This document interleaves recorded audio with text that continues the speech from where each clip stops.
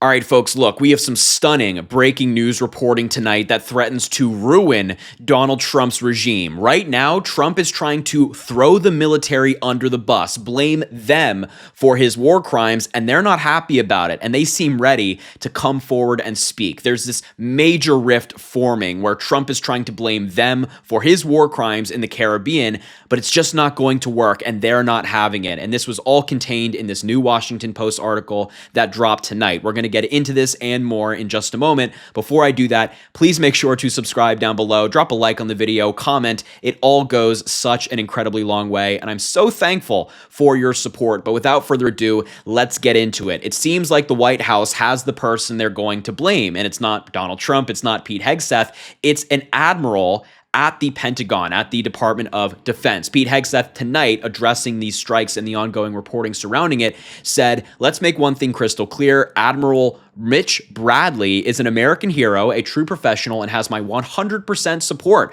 I stand by him and the combat decisions he has made on the September 2nd mission and all others since. America is fortunate to have such men protecting us. When the Department of Defense says we have the back of our warriors, we mean it. So this statement might initially read as if Pete Hegseth is endorsing this admiral, but that's not what's happening here. He is completely shifting the blame, the decision-making from him onto Admiral Mitch Bradley. He's saying, I stand by him and the decision he made this day. He's saying, wasn't me. I didn't do it. And that's the exact same line that the White House is following. Caroline Leavitt was asked, Admiral Bradley was the one who gave the order for the second strike today. She was asked this at a press briefing, and this is what she said. So that's why you've seen a drastic difference in this administration's policy with respect to the last, and it's one of the many reasons the American public reelected this president and support this Secretary of War in conducting these strikes. So to be clear, to clarify, Admiral Bradley was the one who gave that order for a second strike.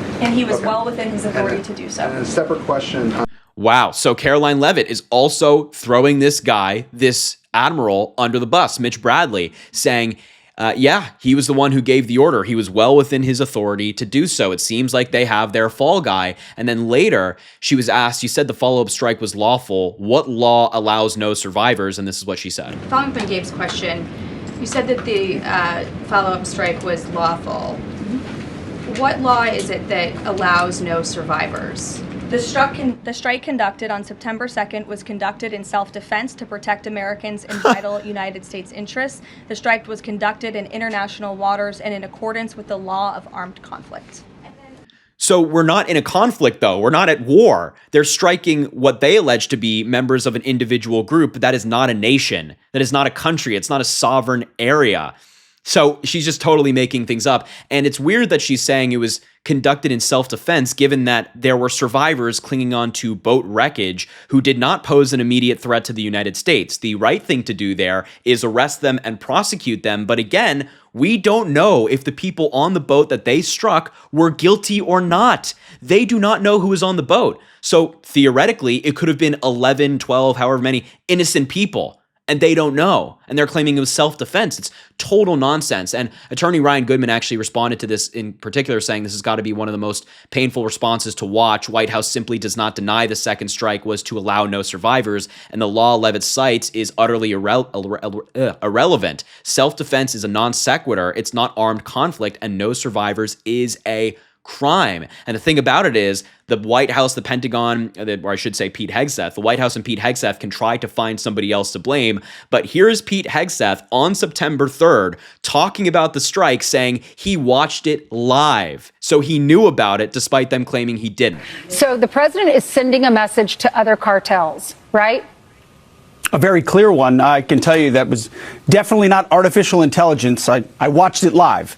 We knew exactly who was in that boat. We knew exactly what they were doing, and we knew exactly who they represented. And that was Trent. Lie, lie, lie. They did not know who was in the boat. They did not know what they were doing. And Pete Hegseth is admitting to watching it live, as in this whole Admiral Mitch Bradley giving the order is total BS. He was there, despite Donald Trump claiming he wasn't, despite Pete Hegseth saying he wasn't, using his own words against him. He was there. And that brings us to this Washington Post article where the military has completely turned on Donald Trump and Pete Hegseth. Quote, officials in Congress and the Pentagon said Monday they are increasingly concerned that Trump intends to scapegoat the military officer who directed U.S. forces to kill 2 survivors of a targeted strike on suspected drug smugglers in Latin America. The Washington Post reported exclusively that Defense Secretary Pete Hegseth gave a spoken order to kill the entire crew of a vessel thought to be ferrying narcotics in the Caribbean Sea, the first of nearly 20 such strikes. When 2 survivors were detected, the military commander overseeing the operation, Frank M. Bradley, directed another strike to comply with Hegseth's order that no one be left alive, people with direct knowledge of the matter told the Post.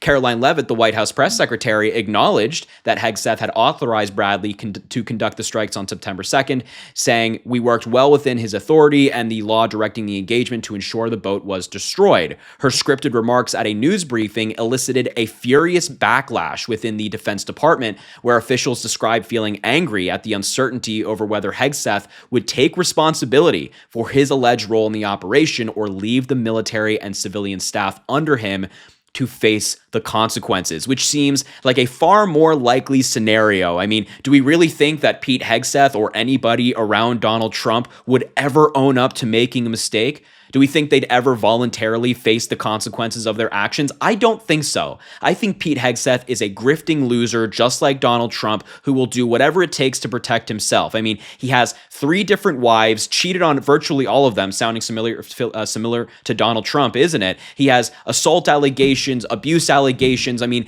this is somebody who only cares about himself, a narcissistic loser who will do anything for self-preservation. Quote, this is Protect Pete's Bull S, one military official who, like others, spoke anonymously to the Post.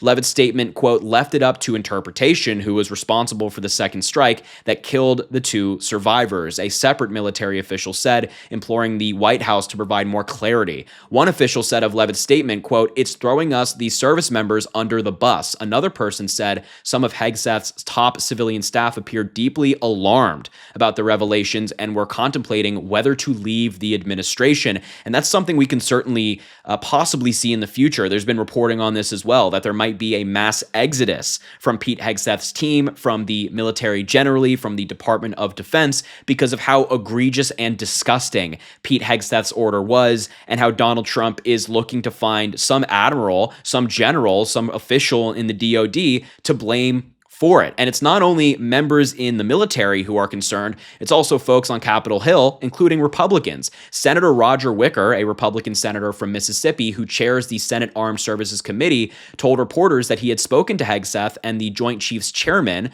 and that he expects to speak with Bradley also. Wicker, whose committee is one of 2 in Congress that over the weekend opened an inquiry into the operation, said that he is seeking video and audio recordings of the strikes, and that once those materials are received, he will decide on how to proceed forward. Quote, we're going to find out what the true facts are, which is interesting. The Senate and the House, these committees in both respective chambers, are investigating Donald Trump and Pete Hegseth for this operation. And it seems like Roger Wicker is saying they're going to get the video, they're going to get the audio, and of course, Democrats will have access to it too because they sit on the committee as well. And then they will decide on how to proceed. But every single piece of public information is pointing us to Pete Hegseth and Donald Trump committing a crime.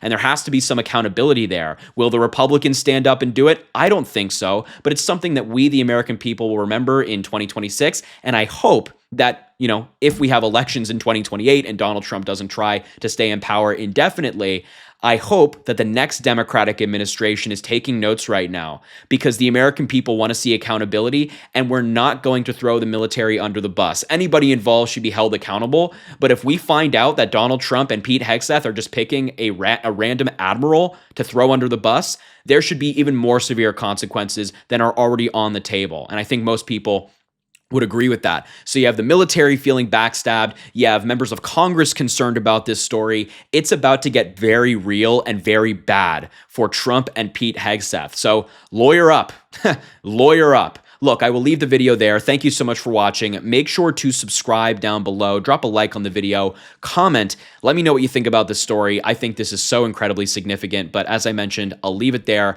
Have an amazing rest of your night. We will talk soon.